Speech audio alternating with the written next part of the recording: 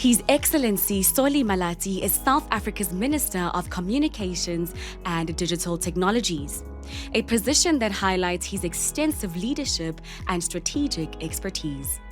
With a background as a seasoned communications specialist, he has served in various high-profile government roles, including as the parliamentary councillor to the leader of the official opposition and as national spokesperson for the Democratic Alliance.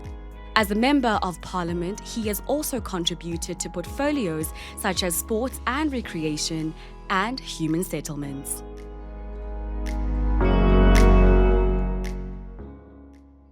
You can be rest assured, I didn't ask them to say those things.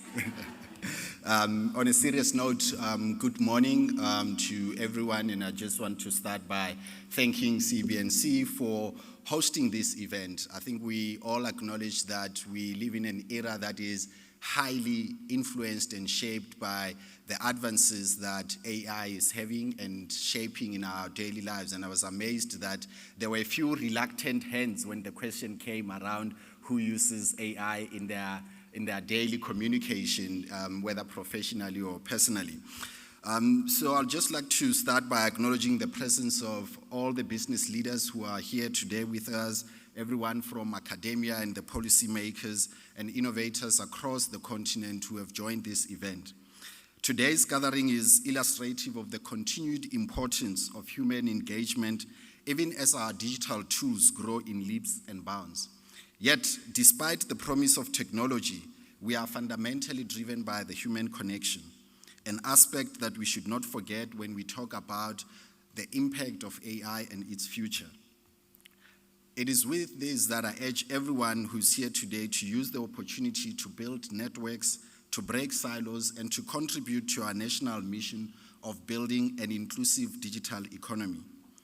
Around the world, artificial intelligence is no longer a distant promise. And as we saw through those videos that we're playing, it is reshaping economies, transforming industries, and most importantly, redefining how we live, how we learn, how we work, and even how we govern. For South Africa and the continent, the AI revolution represents more than a technological shift. It's truly a defining moment. AI has the potential to be a great equalizer that expands opportunity and strengthens our economies. Or it can entrench new fault lines and deepen both local and global divides. And so it is important that even as we engage on it, we are mindful of the risks that it poses so that we can deal with them better. So the choices we make now will determine which of these two paths we find ourselves traveling on. And so the theme for this summit is extremely relevant: unlocking Africa's AI potential, innovation, impact, and regulation.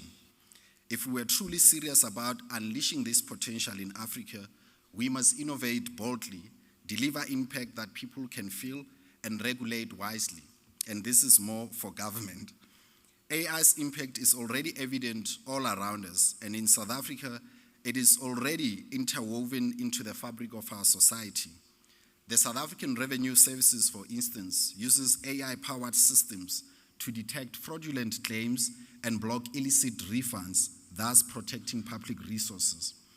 In healthcare, AI projects in rural KZN are scanning chest X-rays for TB with accuracy comparable to experienced radiologists, thus saving lives by enabling earlier treatment even as we struggle with chronic shortages of medical professionals.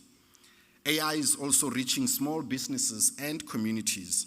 For instance, local startup Finance GPT uses advanced models to help business owners in places like Gqeberha to understand their finances and generate easy-to-read reports in Vernac. These examples, though, are still outliers.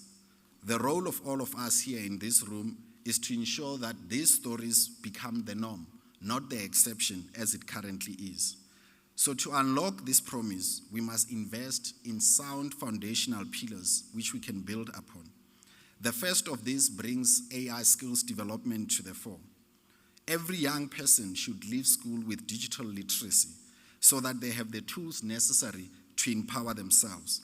Just as important, mid-career workers need opportunities to reskill and upskill so that the technological advances that take place can expand their horizons rather than narrowing them.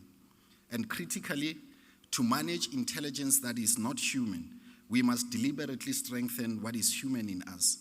Critical thinking, ethics, creativity, and empathy are just not luxury add-ons. They are the guardrails of our humanity.